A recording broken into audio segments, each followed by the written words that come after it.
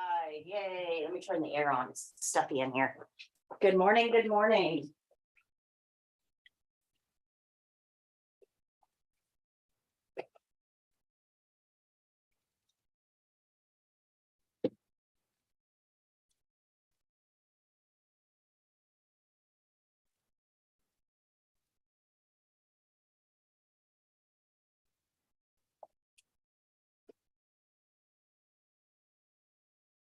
Oh, the camera.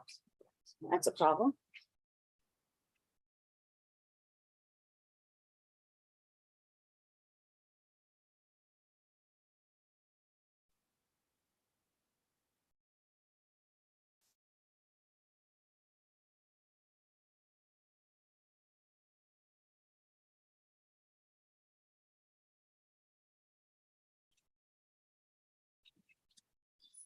I know the formatting's off. Good morning.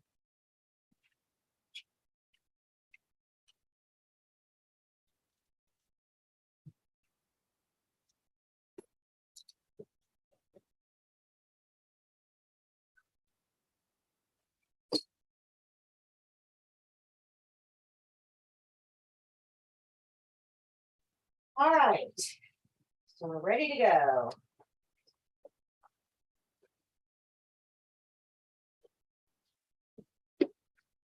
All right, so you guys had chapter 10 as your homework. So the test on page 141 of your white book.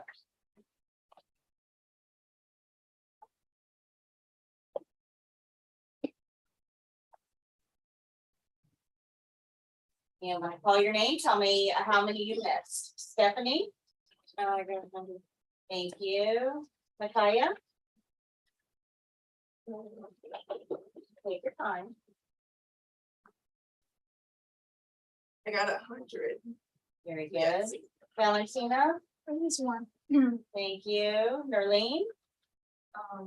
I'm just from one to 10. But for the other question, from 11 to 20. I don't want. I don't understand. I don't. Excuse me. I don't what I have Okay, to ensure. I don't understand. you don't understand. Okay, a lot of those questions are based on nuance. Yeah. Whether it's like good to say or not to say.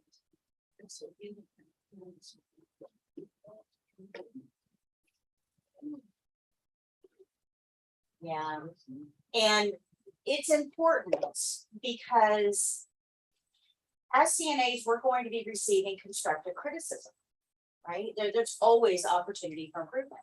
Doesn't matter what job you're doing, there's always a way to improve it. So we need to understand that all criticism is not necessarily bad. If you are consistently coming in late, I may say to you, listen, I've noticed that you're having trouble getting to class on time. What are some things we can do to help improve your ability to get here, so that other people can go home?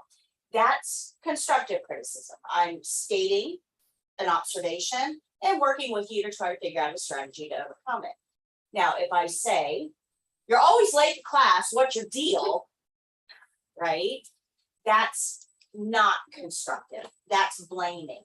So those statements that are at the bottom of the quiz are designed to help you decide what is constructive and what is critical, so that you can start to form a basis when you get out there and start working. So you don't get so defensive when somebody says something to you to be able to improve.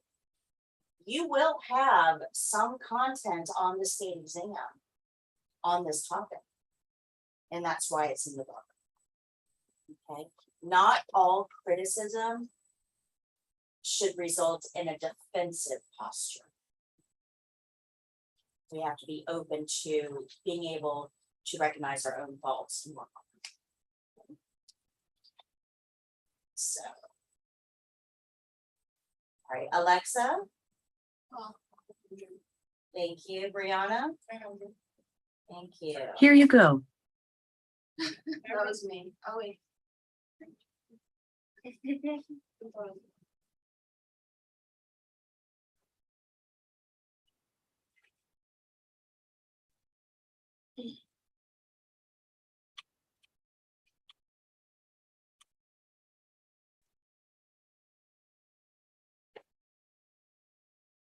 Sometimes having smart TVs is not a good thing.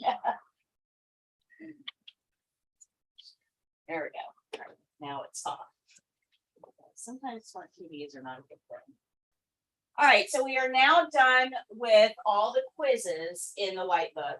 You're done with your reading in the yellow book, so I will be collecting the yellow books today. You can purchase them if you absolutely positively can't see your life without it.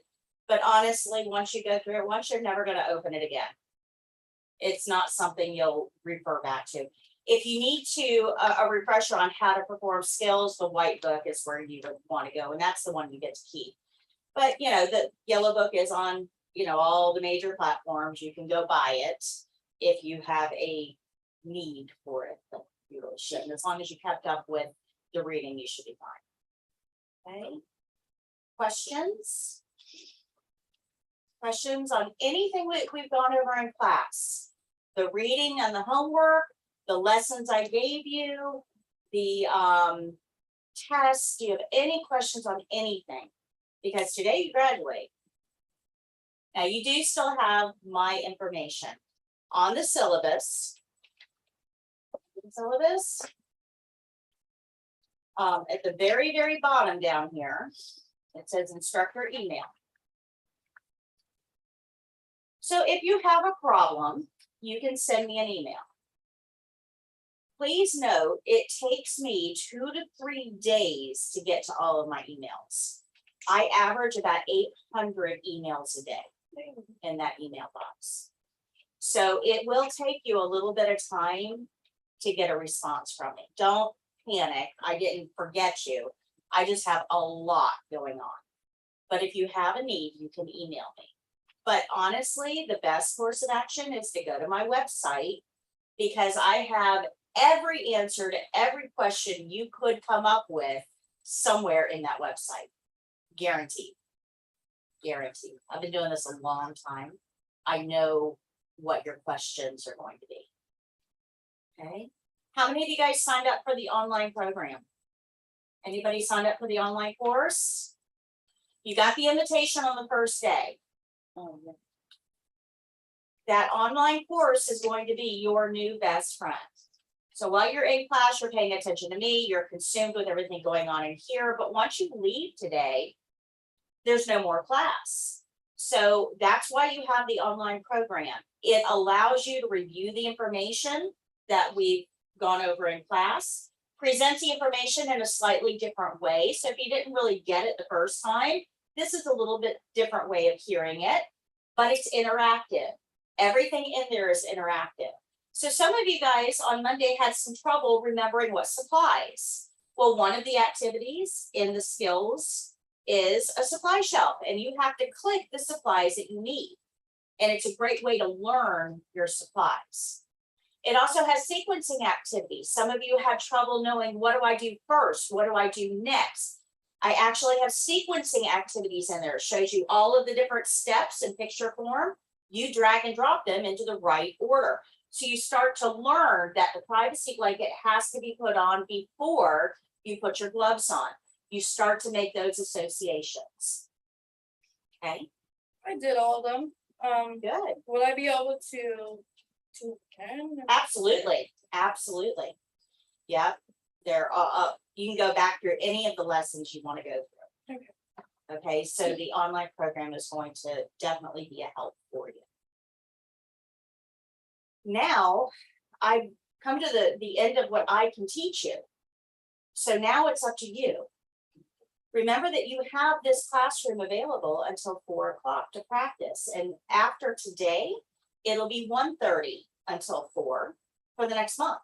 So you can come in here and practice, but I suggest you make friends, call somebody up, say, hey, I want to practice on Wednesday. Can you meet me there? That way you've got somebody to practice with and on. I'm not always in here during practice time. The room will be available. If it's not unlocked, just go to the retail store and ask them to unlock the door for you, and they'll let you in. You do need to be in uniform, and you do need to have your ID badge. Okay, that's how we kind of tell who's who. It is monitored with video, so that way, if you're in here working alone, you know, you can feel somewhat secure that, you know, it is monitored. Okay, but please be in uniform. Don't bring any outsiders in either. No pets, parents, friends, family, nothing like that. And then right there where it says stop read below, that is how I need the room to look when you leave after practice. The mannequin needs to be in a gown, not clothing. The beds need to be made. Anything wet needs to be hung up. You guys have all done a really good job with that, but those are just my expectations for how the room needs to look after practice. Good? Questions? Okay, so it is graduation today, and we're going to take a class photo in just a few minutes, and I will upload it to Facebook. I do not tag you. It's just on my company page, so you can share it, you can tag yourself, that's fine, but I don't tag anybody specifically because I don't know who's in the witness protection program. So you have to go find it yourself. So when I post it on Facebook, our Facebook page is for your CNA medical training. So you can go look and you know, find your photo. So we're gonna take a class photo in just a minute. Before we do that though, we have a couple things that we have to learn. We're not quite done. We're done with skills, but we're not quite done. Because getting your certification is only half of it. Keeping your certification is the other half. You only want to take this test once. That's it. You never want to take it again. It's stressful enough the first time. You don't want to have to keep repeating this process. It's also expensive to keep taking the test. So I'm going to tell you how to renew your certification once you get it, what the renewal period is, how much it costs, what the requirements are, all of that we're going to go over. And the video I'm going to show you is on my website under after certification. So you can watch this again if you need to later. We're also going to go over finding a job in healthcare because it's a little bit different than job searches in other industries. I'm going to explain to you why it's different and how you can be successful at finding a job in healthcare. Okay. So we have some things to go over. You will have practice time. We will be wrapping up. I'm going to give you graduation folders. We're going to go over everything in that. We will probably be done around 10:30-ish. So the rest of the class will be practice. Okay, so you will have a lot of practice time. I do have linens there in my car. I'll bring them in for you guys to be able to use it for practice as well. Okay. So the first thing I'm going to do is show you the video on how to renew. This is in your skills book, white book on page 122. And just to remind you, on any page in the white book, when you see this little video clapboard, it means I have a video. That video is always found on my website, my main website, foryourcna.com, under animated lessons. Okay, so if you see this, I have a video and you can go watch it. It's not under a paywall or anything. You can just go watch the video. So we're going to watch the video for the CNA requirements. Oh. Sorry, YouTube, I forgot to put my mic on.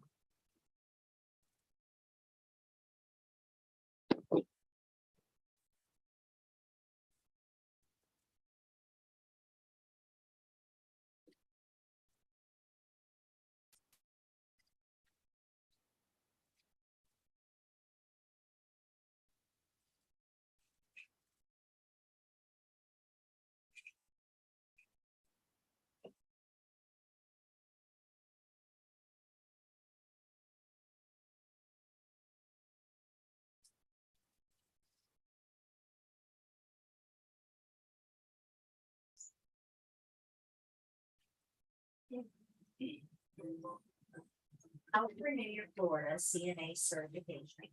A guide for Florida CNAs. Brought to you by FullYourCNA.com. After you pass your state exam, you will receive your certification card in the mail. This card gives you valuable information. Take a moment to look it over. Check your name and address to make sure they are correct. Make a note of your CNA certification number. You will need this for employment and in-service credit. Your certification also comes with a convenient wallet card. Sign this and keep it in your wallet for handy proof of certification. But one of the most important things you need to pay attention to is the expiration date. It will be located near the top of the blue card in the grid. In Florida, CNAs are divided into two groups, odd year group and even year group.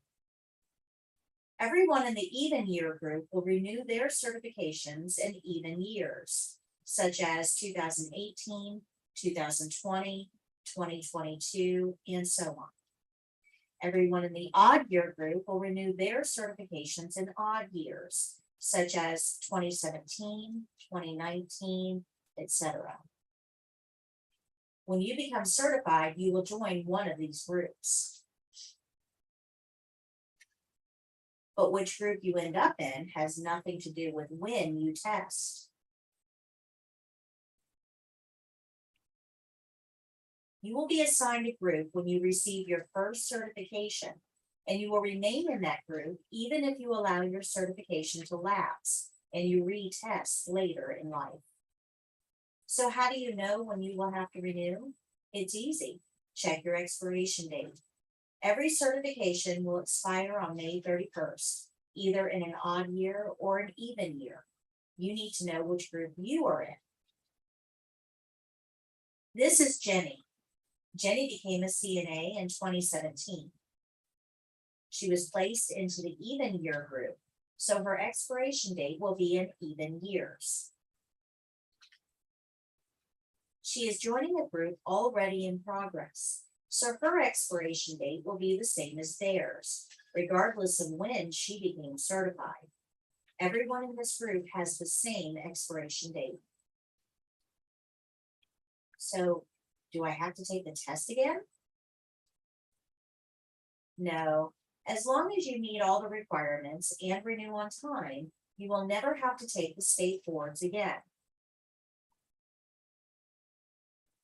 In order to renew your CNA certification in Florida, you must meet two requirements and pay a small fee.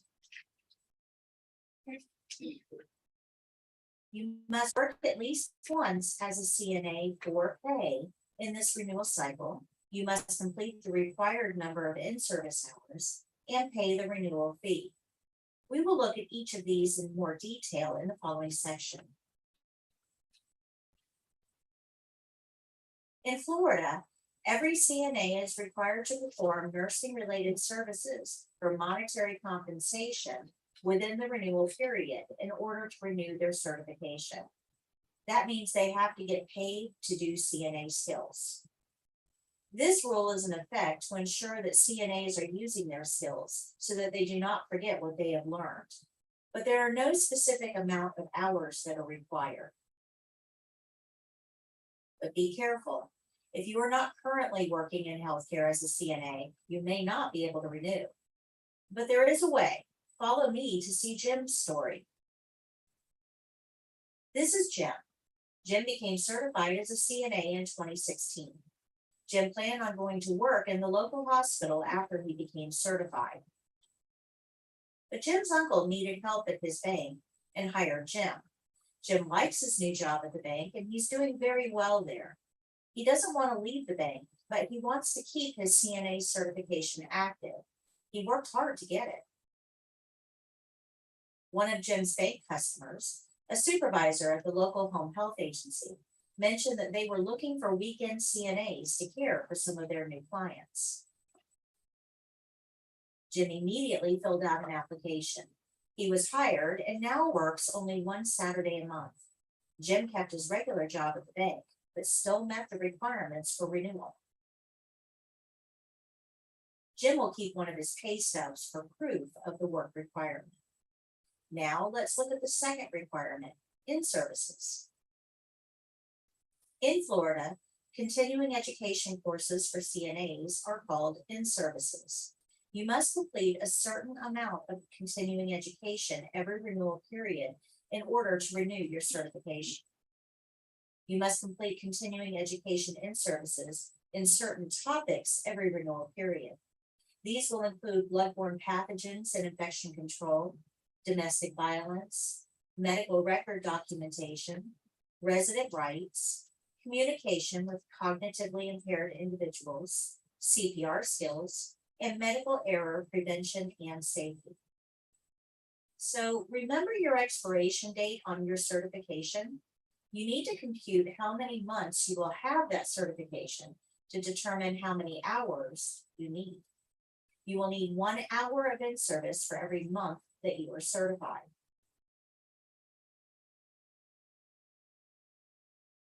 First, locate the date that your certification was issued.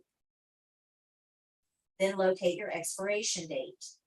Count the number of months that you will have your certification in this certification period. So if this certification issue date was January 1st, 2017, and the expiration date is May 31st, 2018, there are 17 months of certification. This certification will be valid for 17 months before renewal.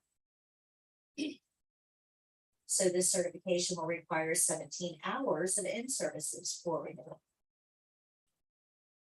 Once you have done your required topics, the remainder of the hours can be in a topic you choose. Choose topics that relate to your work environment or an environment that you want to work in. The topics you choose are entirely up to you, and the choices are endless. In-services can even help you if you want to change jobs. How? I'm glad you asked. Let's say that you currently work in a dementia unit. But then your friend tells you about a job opening at a local hospital. You've never worked in a mother-baby unit, but you really want this job. You can complete in-service topics related to this new opportunity to show motivation. This shows that although you lack experience, you are willing to learn. Supervisors like that. Now that you know how many in-service hours you need for renewal and what the required topics are, you need to find out how to get them. Most workplaces require an orientation session for new employees. Some employers will give you in-service credit for completing these modules during orientation. In-services can be awarded for watching videos, classroom instruction, formal group discussions, or even self-study at home. This is a great interview question. Do you offer in-service training hours? In-services can also be awarded for topics discussed in monthly workplace meetings. Sometimes hospitals and other community agencies will host continuing education opportunities. These are often advertised online or in community newspapers or bulletins. But for many CNAs, the easiest way to get your required in-services is online. There are many online in-service providers. Each is structured a bit differently, but most have some sort of free trial. Simply search for CNA In-Services Florida in your favorite search engine. If you are unsure if the provider you want to use is recognized by the Board of Nursing as an approved provider, you can check them out on CE Broker. Go to cebroker.com. Under course search, select your state and your profession, and then click the Begin Search bar. Now click the Providers tab to access a list of approved providers. You can also search for courses right on this website. So far, we've learned how to work at least once as a CNA for pay this renewal cycle, and we've learned how to complete the required number of in-service hours. So all that's left is to renew and pay the fee. The bottom of your certification card contains the information you will need to renew. Your specific renewal instructions are printed here. Once you access the website listed on your certification card, flhealthsource.gov, click on Renew a License. After logging in, follow the prompts, check off the requirements, and pay the fee. Renewal can take less than 15 minutes to complete, as long as all of your requirements are met. You will sign in with your username and password on your certification card.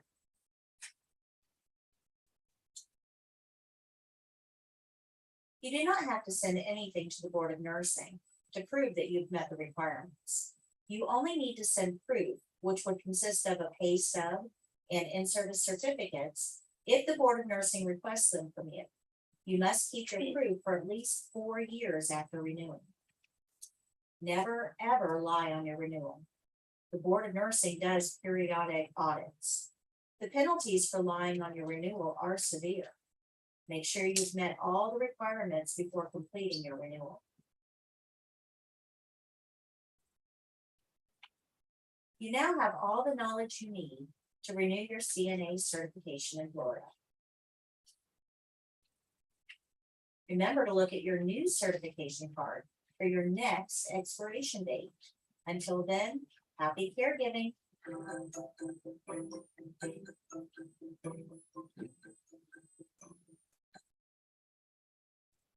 Hey, any questions on?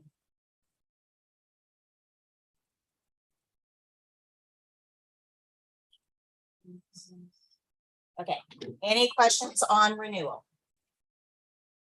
Any questions on renewal? As long as you renew on time, you'll never have to take the test again. But a lot of CNAs, well, they'll get into CNA work, and after a while, they're like, yeah, I'm not sure I want to do this anymore. And they'll go off and find something else to do. And then they don't renew their certification. And then 4 or 5 years later, they realize that they need it. And they have to go through this whole process all over again. So my suggestion to you, always protect your ability to make more money. Keep that certification active. That way you've always got that ability to make more money. Okay? Because you never know when you're going to need it. So any questions on that? Okay, and all the notes for that was located on page 122.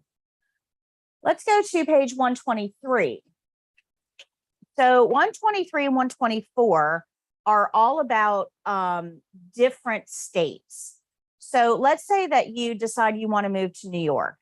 And your question is, well, wait a minute, if I'm a Florida CNA, can I work in New York? And the answer is no, because every state is state specific. But there is something called reciprocity. Not all states participate in reciprocity. But what it means is if you call up New York, you say, hey, I'm a Florida CNA. I want to be a New York CNA. New York will say, cool, we need you. Fill out this online form, do a background check for us, pay this fee, and we'll give you a certification in New York based on the fact that you already have one in Florida. Okay, so it's reciprocity. Not all states go that smooth, though. Some of them say, hold up, not so fast. You have to take our test. Others say, we don't accept anybody else's certification. You've got to start from scratch. So you would want to know what the state you're moving to requires before you move, right? So you want to start this process early, at least 6 to 8 weeks before you decide, before you actually move and want to start working. So page 123 and 124 gives you the Board of Nursing contact information for every state. That way you have the ability to do that. And at the bottom of page 124, it shows you, or it tells you everything I just told you about how to move out of state. Okay. All right. Finding a job in healthcare. Not the same as finding a job in other industries, just not. Normally, if you're looking for any job, you probably go on to an online jobs board. Indeed, Snag a Job, Monster, all those different online jobs searches. And you type in your location and you look to see who's hiring and what they're hiring for. I mean, that's kind of our general, how do we find a job flow. Doesn't work like that in healthcare. And that's because healthcare is chronically understaffed. I recently hired for the store. Okay. And I went on to those jobs boards. And for me to put a post up on the jobs board, they charged me per application received. And they estimated that to hire for a retail clerk, I was going to need between 200 and 300 applications to find a quality person to hire. Now, each one of those applications was going to cost me about $12. If you do that math, you'll notice that that is really expensive. So I opted not to do that. I went onto my Facebook page and I said, hey, guys, I'm hiring. Does anybody want to, interview for this? And I was able to hire several individuals. So awesome. I utilize a free marketing strategy rather than pay a whole lot of money to get strangers, right? I'd rather tell people that are already familiar with us that I'm hiring. Make sense? Well, if they're going to charge me, don't you think they're going to charge the hospitals and the nursing homes and the ALFs?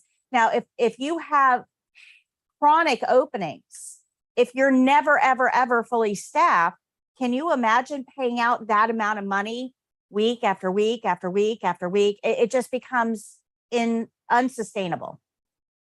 So when you go on to those online jobs boards, you won't always see all of the openings that are actually really available. So the best place to look is on each person's actual website. So if you want to work at the hospital down the road, you would want to go to their website, thehospitaldowntheroad.com, whatever their hospital name is, right? And you would look on their website for a little tab or a little box that says careers or jobs. And that's where they're going to post all of their in-house job openings because it doesn't cost them anything. Does that make sense? Now, I've already done all that work for you. I'm going to make this super easy for you. This is only for Hernando County. If you live in Citrus or Pasco, I don't have all those up here. But if you go to my website, foryourscna.com, right? Under after certification, you're going to see local employers. This is what the page looks like. You'll see here all of the hospitals are listed. Now, I did put hospitals in Pasco and Citrus County, but I didn't do the home health agencies and the ALFs and all that because it's just too much content. But the hospitals are here. If you click on that right here, where this little box, if you click on that, it takes you to that hospital's website jobs listing page. So I've cut out all the work for you. You don't have to find their website, find the jobs tab, find the CNA section. This is going to go directly to CNA section of their jobs page. So you're going to be able to see, just one click, see what the opportunities are in our area. But I did this for hospitals, nursing homes, assisted living facilities, home care, mental health, pediatrics. This whole page is full of all of our employers. Okay. This will help you find a job locally. But you can also look on social media. So if you go to Facebook, every single one of these employers has a Facebook page. And chances are they posted on there just like I did. Hey, we're hiring. They probably have a Twitter account and they'll say, hey, we're hiring. Probably not Pinterest. Yeah, but leverage your social media accounts to find out who's hiring in your community. This is also on social media, is also where they usually will post things like sign-on bonuses. So you may not know about a sign-on bonus unless you actually go to their social media accounts. So it pays to do a little research here. Okay, good. And yeah, there are places that are offering a sign-on bonus. A lot of them, yeah. All right, so I've done all the work for you. Now remember, got this here, workplace personality quiz.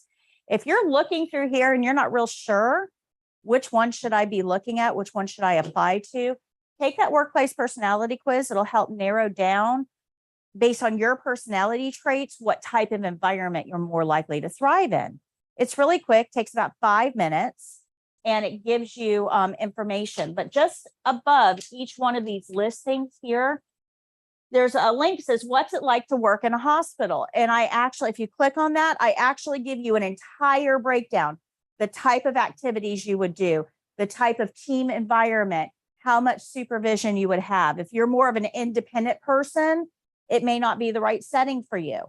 If you're more of a team-oriented social person, it might be a good fit. How clinical are the skills? If you're the person that really likes doing personal care and you're in a clinical environment, you're going to feel very unfulfilled. You may even feel overwhelmed with all the beeping and the machines and all of that.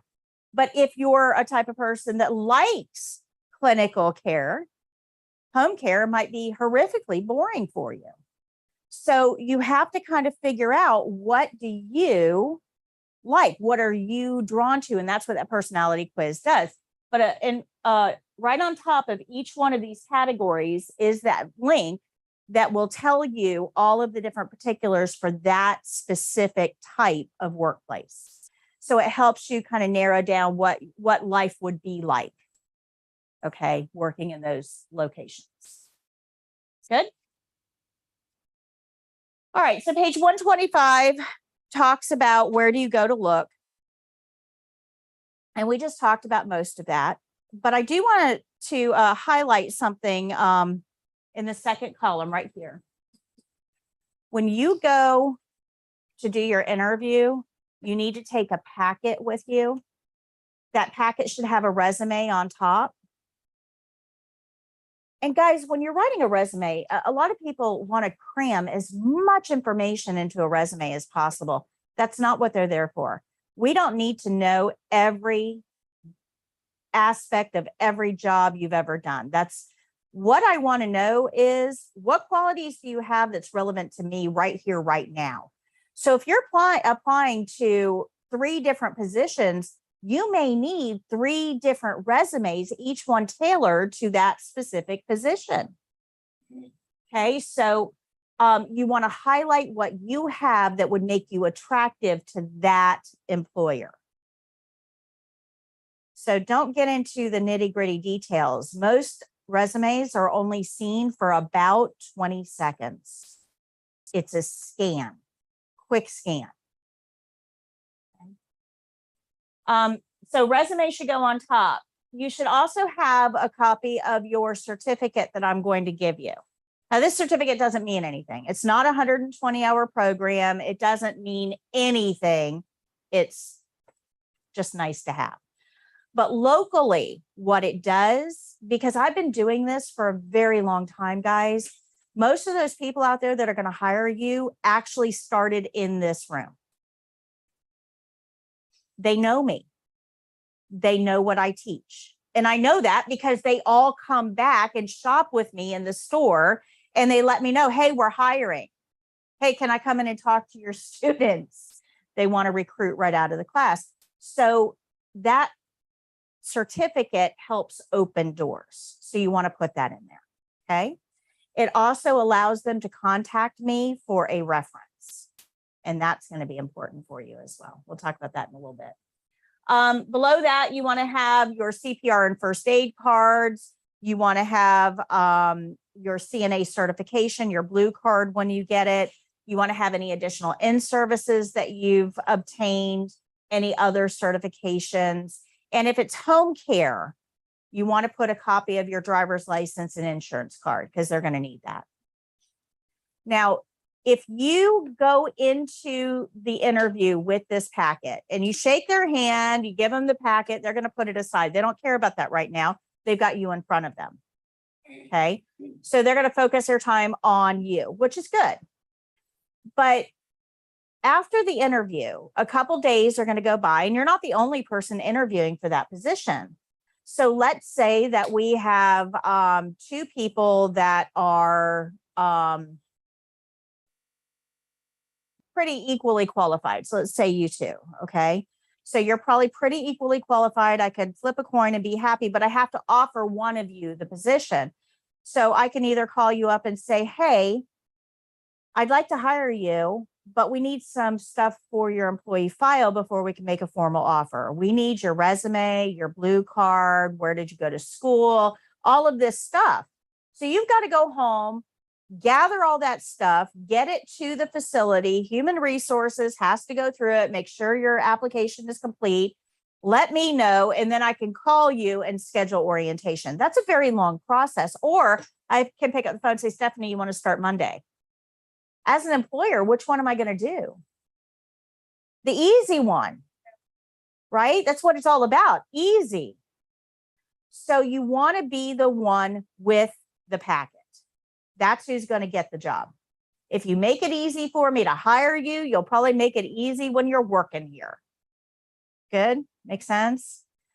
So there's something else that you really should do. Remember that you can't get hired if you're not remembered. It's that simple. If I am interviewing all of you today individually, and I start with you, by the time I get to you, I'm not going to remember any of the first 3, right? They're all going to kind of blend together. So I can't hire you if I don't remember you. So if you leave a packet at the end of the day, I have to clean off my desk to get ready to go home. And if I come across that packet, I'm going to say, oh yeah, Stephanie, I remember her. She was like the first one that came in today. Oh, wow, this is a nice packet. It's got everything in it. It improves your chances of getting hired. Remember, you can't get hired if you aren't remembered, but there's one more thing you can do. When you go for an interview, and I've done this with all of my interviews, when you go for an interview, your interview is not over until the thank you card is mailed. So I always, before I go for an interview, I write out a thank you card. Dear, and I leave it blank. Okay, so I just write dear. Thank you for the opportunity to interview with you for this position. Please let me know if you need any additional documentation. I'm excited about this opportunity, and I'll await your response. Sincerely, my name. So when I'm all done with the interview and I walk back out to my car, I immediately write the name of the person I just interviewed with, put it in the envelope that I've already addressed, write attention and the person's name that I interviewed with. I go directly to the post office and drop it in the mail, because they will get that card tomorrow. If you're not remembered, you can't be hired. So if they get that card the next day, they're going to go, oh, wow, this person really would like to work here. And if they're putting forth this much effort, they might actually show up for work. Right? So it really shows that your level of determination, and it's a really good thing to do. Now, some people send emails. That's okay. I mean, again, you're getting remembered, and that's okay. But there's nothing like getting something in the mail. It just hits a little different. Well, like you said, some people don't check their emails every day. Right. They might not check their emails for a week because they got so many people. Right. Yeah. It really hits different when you get something in the mail. That's thank you. So I strongly recommend that you send a thank you note, especially if you really want the job. If you're like, I could take it or leave it. And there's some places that I've gone into interview and I'm like, this is not the spot for me. Remember, when you're interviewing, you are there to interview them as much as they're there to interview you. You don't want to be trapped in a place that you absolutely hate for 8 to 12 hours a day. That's horrible. That'll affect your quality of life. So you need to interview them as much as they interview you. You need to use all of your senses. I always go early and pay attention when I'm waiting for my interview. I pay attention to how the staff members talk to one another. That'll tell you a lot. I pay attention to how long the call lights go off with nobody answering them. I pay attention to the smell of the facility. I pay attention to the patients that I can see. How do they look? Do they look clean? Do they look cared for? Do they look bored? Bored patients, get on the call lights. Right? So I use every single one of my senses to figure out, is this the place for me? And I ask questions. So those questions are going to be important for you guys, especially those that have transportation issues. If you have childcare, if you have life events that you have to be off at a certain time for, like your kid has a soccer practice every Thursday at 3 and you have to make sure you're out for that. I mean, those are the things that you have to look at your life, and you've got to fit your work into your life. A lot of times we aren't aware enough, and we try to fit our life into our work, right? Remember that your life isn't really going to change. The work can. Good? Makes sense? So make sure you're interviewing them as well. Be persistent, especially if you're trying to get on at the hospital. This is the best advice I can give you.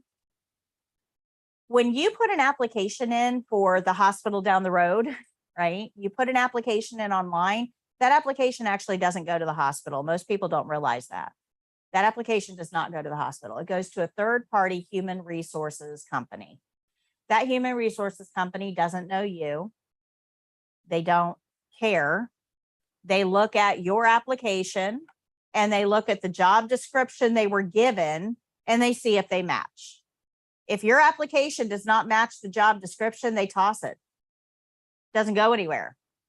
So let me give you an example. This is probably the number one error that's made. The job description is going to say that you require BLS. Now, BLS is CPR for healthcare providers, right? So basic life support, CPR, you learn how to use an AED, an ambu bag, or a mask type thing. So it's CPR, but it's not community CPR. It's a little bit higher level because we're healthcare professionals, right? So we call it something different than CPR. We call it BLS. Well, you might think in your head, yes, I know CPR, and that's what you put on your application. So the job description says BLS, your application says CPR. Human resources has no idea that those two are the same. So if your application did not match the job description, it gets tossed. So when you're applying to the hospitals, you need to be very, very aware of what qualifications they require and make sure your application matches that exactly. No different wording, copy and paste. You want to make sure that it matches. Otherwise, it's not going to go anywhere. But you need to be persistent.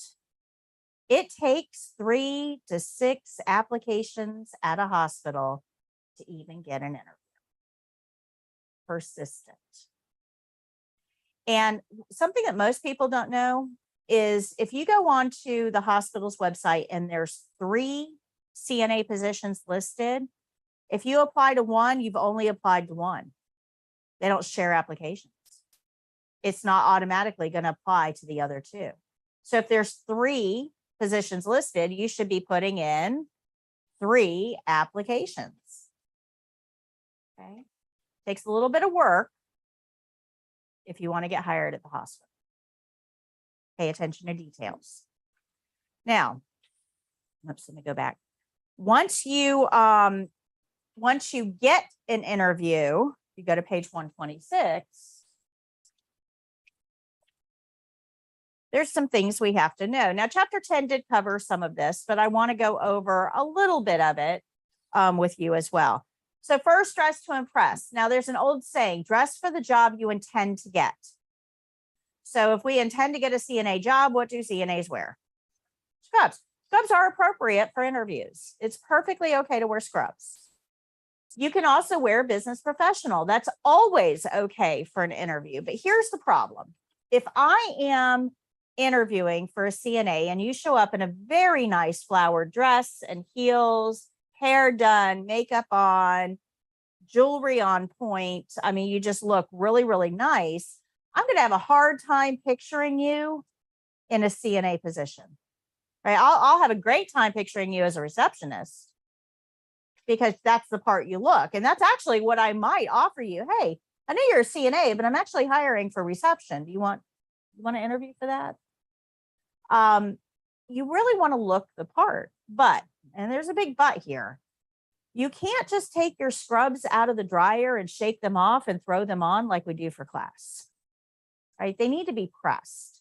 You need to have lines in them. And if you don't know your way around an iron, take them to a dry cleaner. They can do it for you. But you want to present the most professional image possible.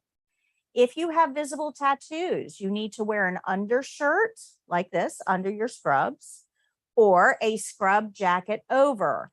But make sure it's a scrub jacket, not a outerwear jacket. Okay, so you want, until you know what their tattoo policy is, you want to try to present as professional an image as possible. Good. You should wear solid colors. Darker colors are best. Now, I've got a beautiful orange set of scrubs next door. I mean, it is bright. It is pretty. It's very summery. And I got it right up front so it catches some attention. That is not an okay interview outfit. You also should not wear prints to an interview either. Most facilities are now color coded in solids. So if you come in wearing a print, I'm probably not going to hire you because I know I'm going to have to play fashion police. And that's not a role I like. So if you're wearing scrubs, make sure you're wearing solids until you know what their interview or their workplace uniform requirements are. Good? Questions on that? All right. You should be odor neutral. No heavy perfumes, but you should also not smell like cigarette smoke or anything else. Odor neutral. A lot of people try to like cover things up with Febreze. Febreze does not work all that well because a lot of odors will get into your hair and your clothing. So Febreze doesn't always work that well. Try not to mask odor. Just try to be odor neutral. Now, especially cigarettes, and I don't know if I've got anybody in here that smokes, but especially cigarettes, most campuses are now non-smoking campuses. So if you come in smelling like cigarettes, we're not, even if it was just, you know, you don't smoke, your significant other smokes. If you come in smelling like cigarettes, you're not going to get the job because we know that smokers take smoke breaks, especially when things get stressful. If you can't smoke on campus, your smoke break is now 20 minutes long because you got to walk off campus, go find a place, have your cigarette, and then walk back. That's a very long break. So they just won't hire you. So be odor neutral. Does that make sense? Make sure you smile. And I can't oversay, you're going to be nervous for this. You are going to be nervous during an interview. We know you're going to be nervous. But if you act like somebody is pulling your teeth when you're in an interview, then I'm probably not going to hire you because you're not doing well in a stressful environment. Do you know what healthcare is? Healthcare is a stressful environment. We are seeing people at their very worst. That's stressful. So if you can't handle the interview, how in the world are you going to handle a melting down family that can't let grandpa go? Right? So you have to at least have some ability to act like you want to be there. So make sure that you're standing up straight, you're smiling, you're making eye contact, you're answering questions appropriately and completely, you know, like you want to be there. I actually had an interview with somebody that came in combative. with an actual chip on their shoulder for a retail position.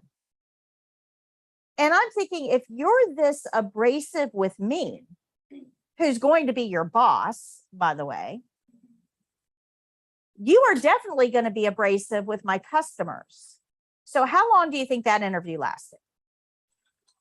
Not long. Yeah, asked her 4 or 5 questions. Thank you very much. We'll be in touch.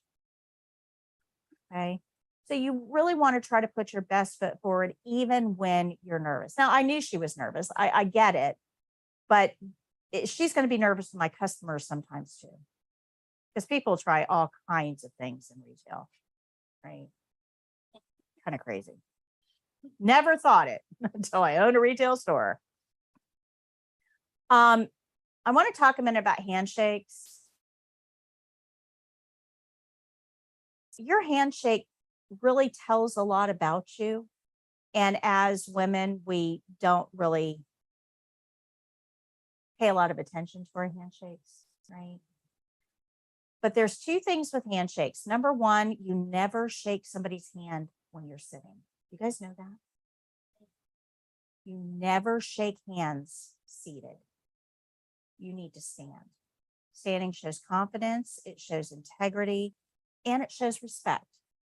So you never, if you've already seated, you never shake hands from a seated position. You need to stand up, look them in the eye, and shake their hand. Handshake should be firm. You should not be doing a thumb wrestling, thing, but it should be firm. No wet fish, right? But also, sometimes women have, and I don't know why, but sometimes women will do this for a handshake. And you're not the Queen of England. Nobody's kissing your ring. Okay. This is not a handshake. This is a paw when my dog wants a cookie, right? So hand out, firm grasp, standing position, eye contact, smile. That's how hands should be shaken.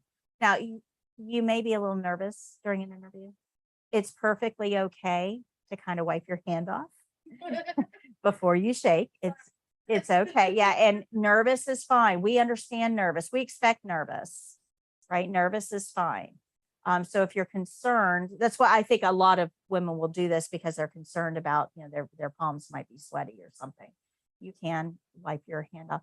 But a better option is when you're walking into the room, wherever you're going to be interviewing, just slip your hand in your pocket as you're walking. And that way, as you pull your hand out, it's already ready to go. Okay. But it kind of looks like a very casual posture, as you're walking, just slip your hand in your pocket.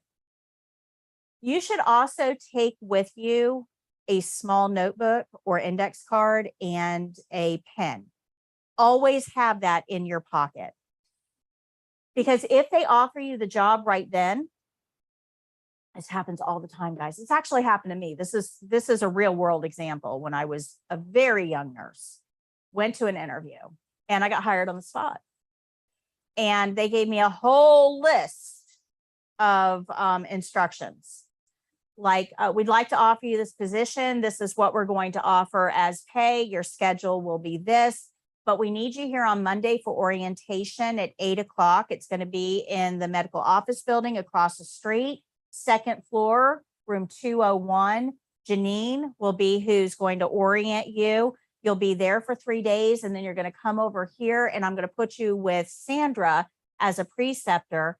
And our colors on this floor are hunter green, so make sure you're wearing hunter green scrubs. And we'll get you about 2 weeks of orientation and then reevaluate and see if you're ready to go out on your own.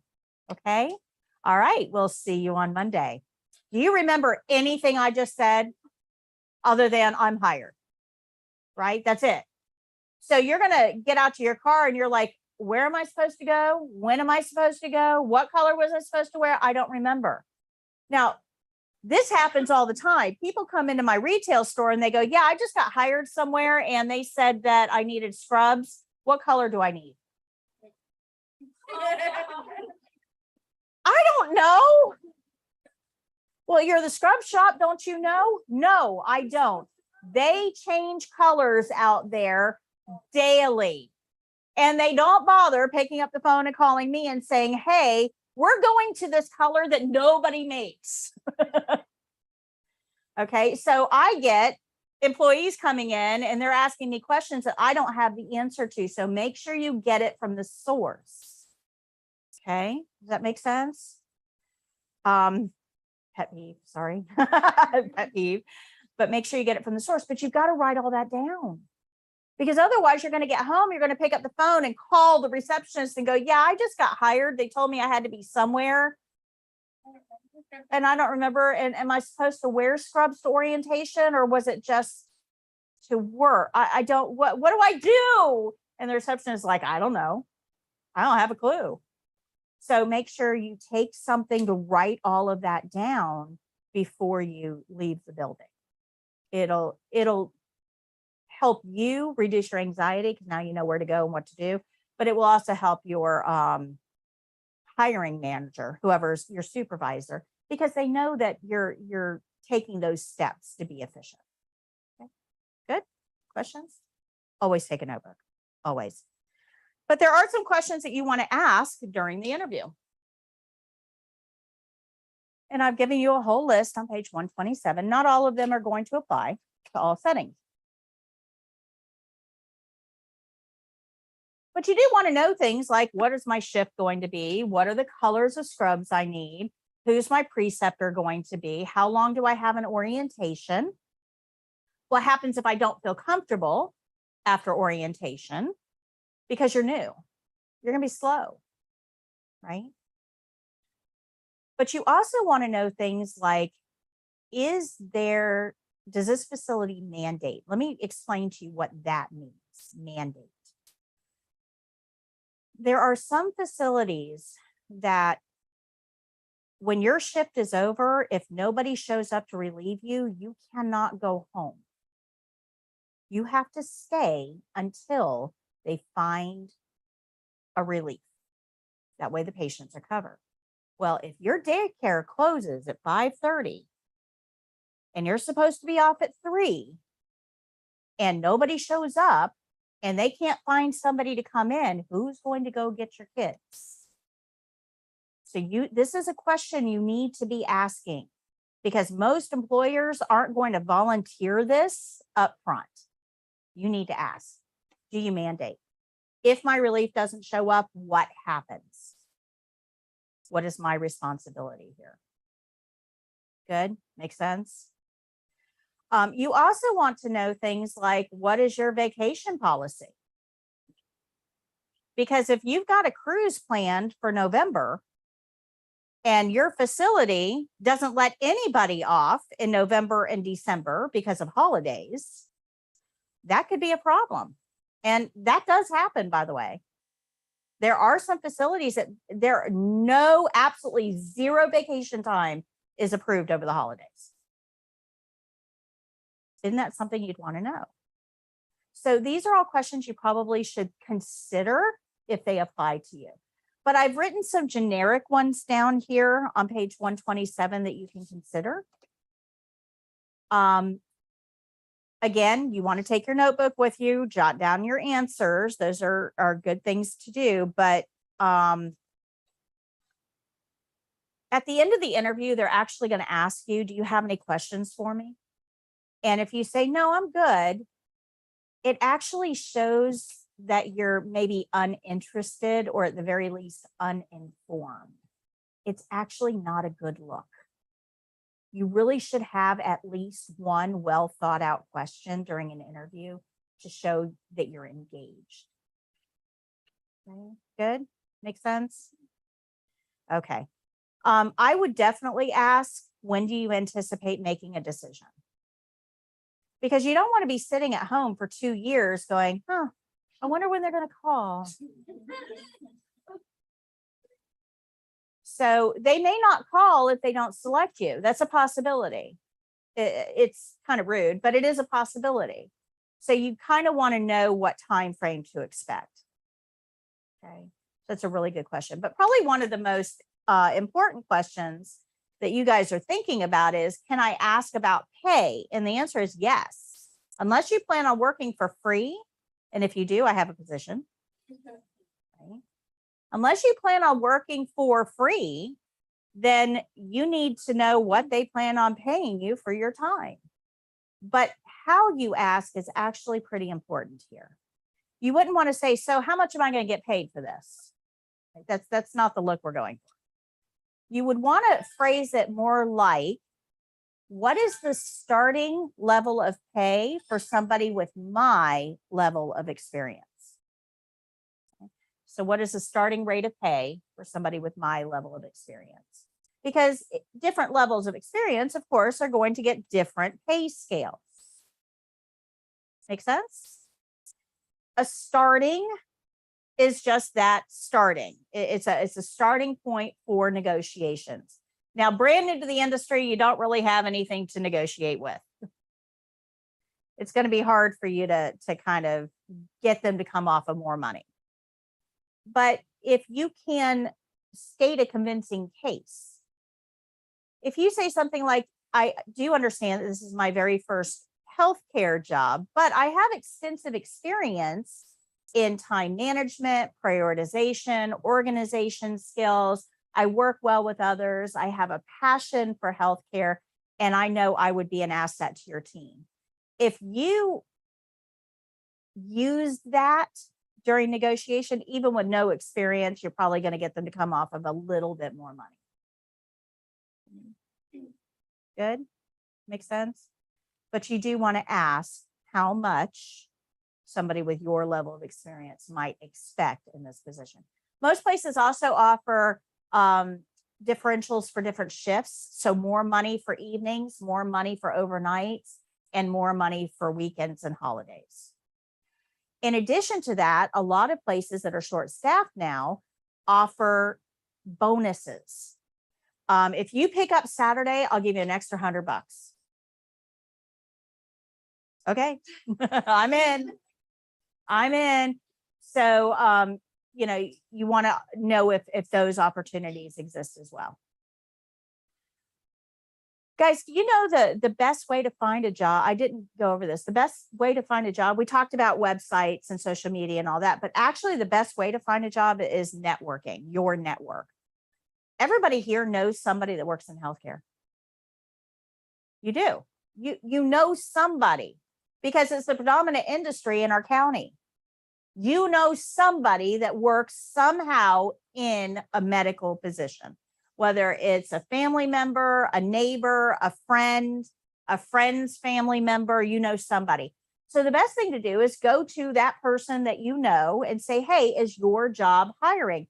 Because chances are they're going to say, oh, yes, we are. And if you put my name down on the application, I get money and you get money if you get hired. Well, that's easy. Give me money for writing a name. I'll write names all day long, right? So network with your, and what better place to go to work than with somebody you already know, right?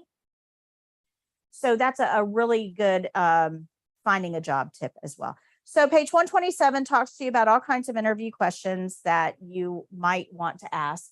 And it focuses on some that you might want to consider if you're offered the position.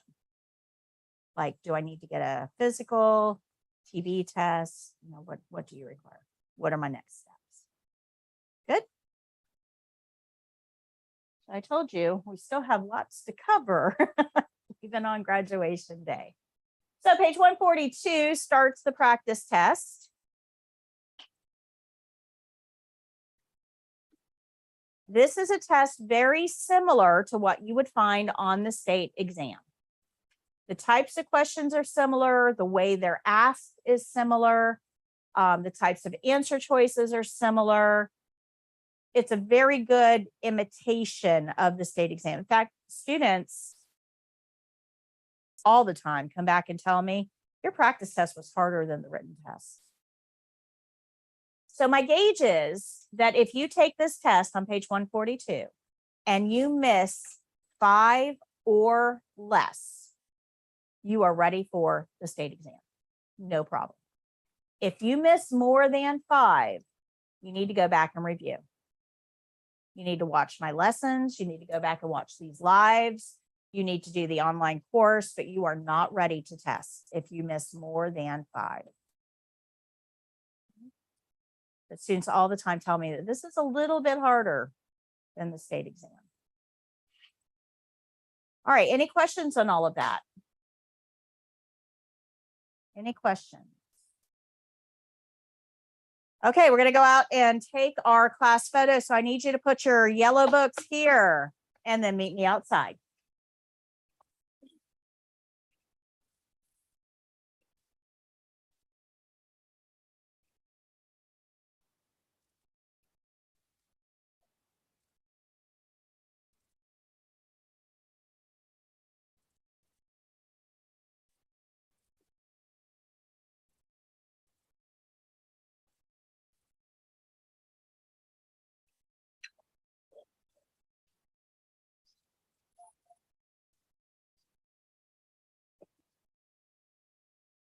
Thank you.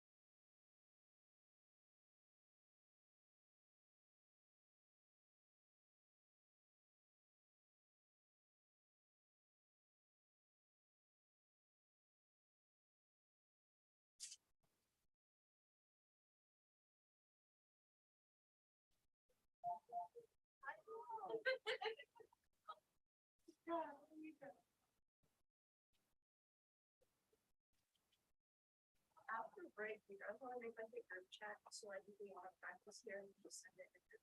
Okay, fine. Sounds good. I thought that might be. Yeah.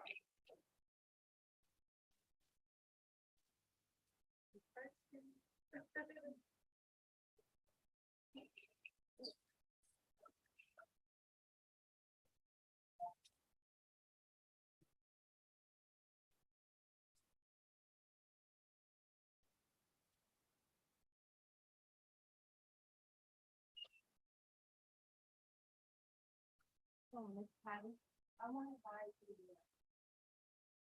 passport for the Go next door to the retail store and they'll be able to see what, yeah. Thank you. You're welcome. Is it open? It should be, yeah, they open at 10.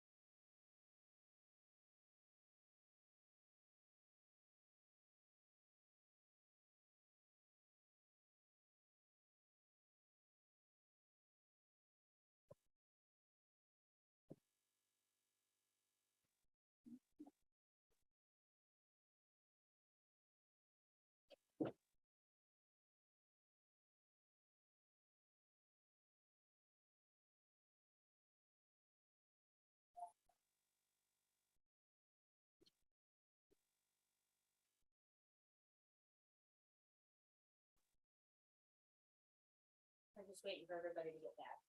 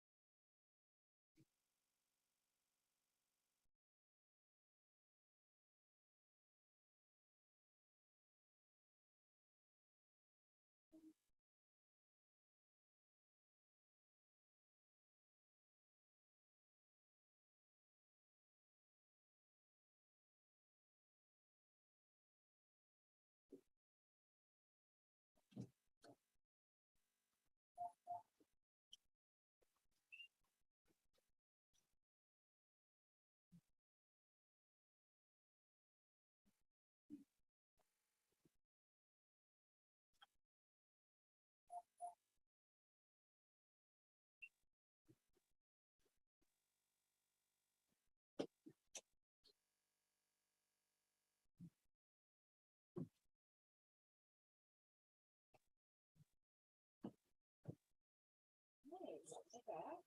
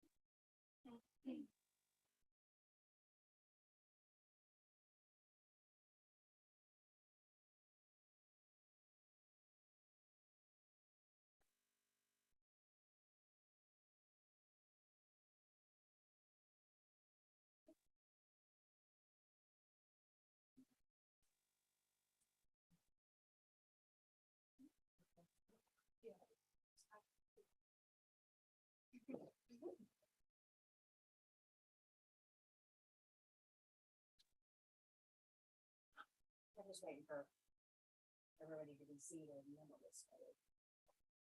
In the meantime, I'm getting the women's ready for practice.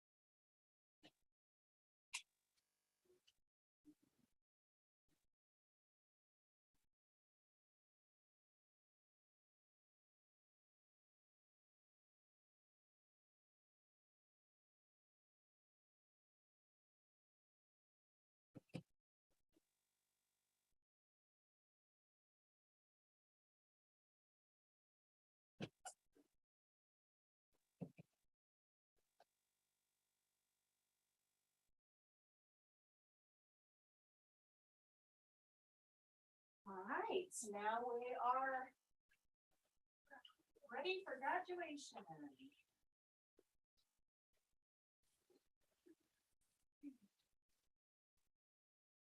When I call your name, if you can come forward and get your folder, please don't open it until everybody has theirs. That way I only have to go through it once. All right, Stephanie, come on down. Good job, Stephanie. Congratulations. Thank you. Micaiah. Congratulations. Valentina.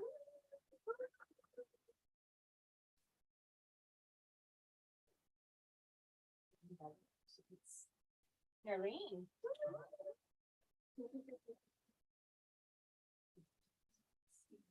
Alexa.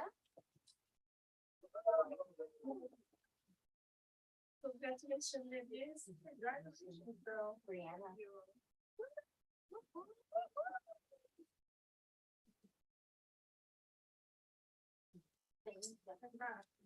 All right, when you open your folders, the first thing you'll see is a certificate.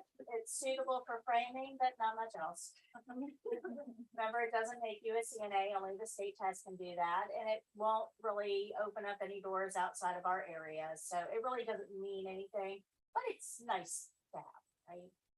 The papers on the left side, the first thing you'll see there is a review sheet. It's your opportunity to grade me. Let me know how I did. So if you can fill that out, it is anonymous. I would ask also, if you guys could leave me a review on either Facebook or Google or somewhere. We definitely need reviews. After that, it says good luck. Next page says good luck. We mean that. We want you to succeed. On that page is my name, address, phone number, and email. You can use me as a professional reference. Those are the ones that are hard to come by. The next page, you're leaving us, but we're not leaving you. You still have resources available to you. You can use this room Mondays and Wednesdays from 1:30. Practice time open Wednesdays from 1:30 until 4, be in uniform. So you can see that on the back of your ID badge. Actually, I think it is Mondays and Wednesdays. Yeah, on the back of your ID badge, Mondays and Wednesdays. So you can come in and practice. If you haven't registered for the test already, please do so. Don't come back 6 months from now and say, yeah, I never took the test and I want to practice. I'm not gonna let you in. And it's not because I'm being mean. I'm not. I'm really not. But by then, I'll have brand new students that are in here practicing, and it's been so long since you were in class that you're going to start asking them questions, and that's not fair to them, right? I mean, how comfortable would you be if some stranger comes in and starts, asking you questions about how to do this and that? So if it's 6 months down the road, I'm not going to let you in. That's just to protect my current students. Does that make sense? But if you can't come in and practice, you can purchase a practice kit that has everything you need to practice: the gate belt, the drainage bag, the bedpan, the basin, the chucks, gloves, toothbrush, everything you need. So the practice kits are available through today. I think they're $45.99. After today, they go up to like $64.99. So it's a really good deal for you. Flashcards as well, on sale through today for $14.99. After today, they go up to $19.99. And those are only for my in-class students. You two guys, if you're in class, you get those discounts. Let's see here. You have the online program, you have the test in your white book, and you have a practice test on our main website. So lots of opportunities for you to practice. Don't forget that they all exist for you. Okay. Last page are local employers, but you've got the website. I would go by the website. And that's it. I am officially done. Thank you. I'm very proud of all of you. You've done a great job. You've come really far. Have you stopped to think about how much you've learned in 4 weeks? It's a lot. It's a lot. And when you first came in, you were probably a little overwhelmed. I told you we're going to learn everything on the back wall. We've got 2 books to read.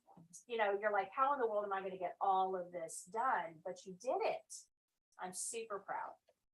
Super proud. So the rest of the class is practice. The room is open to you. Please make sure when you leave that everything wet gets hung up so that it doesn't mildew. I will not be back in the classroom today. So I'll be in later tomorrow to pick up everything. So just make sure that everything isn't wadded up in the linen container. Chucks can be reused, so they can be folded and put back on the, shelf to be reused, skill after skill. As long as it doesn't have any body fluids on it, okay?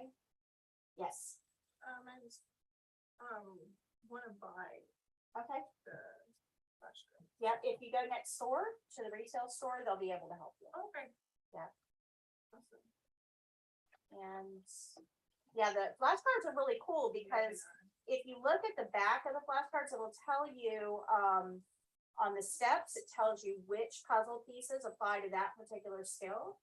And on the back of the puzzle pieces, it tells you which skills that puzzle piece applies to. So they're kind of, cross-referenced. So it's a really, we just redid the flashcards. I'm super excited with how they came out. A lot of information there, more than meets the eye. Remember, I have my live tomorrow, so feel free to tune in to tomorrow's live lesson. It's Thursdays at 3 on my YouTube channel.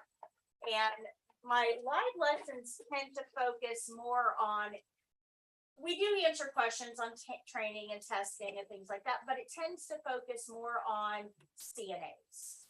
So it's very relevant to you.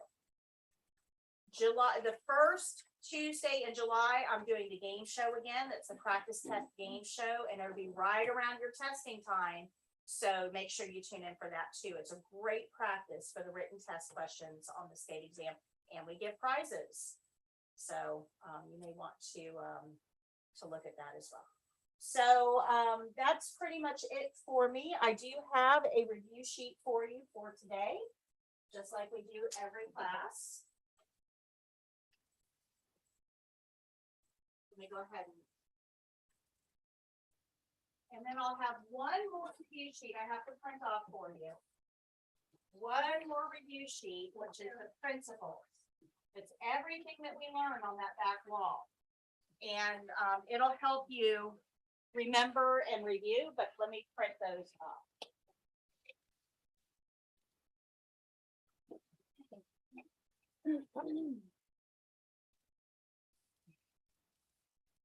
Just a second, I'll print that off for you.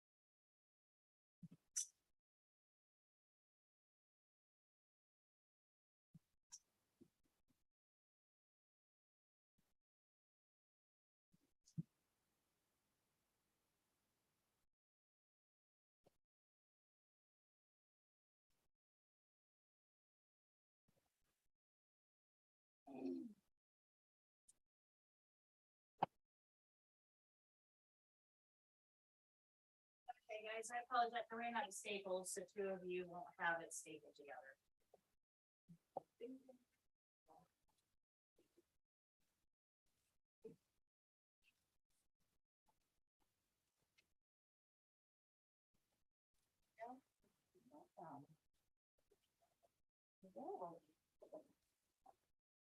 All right.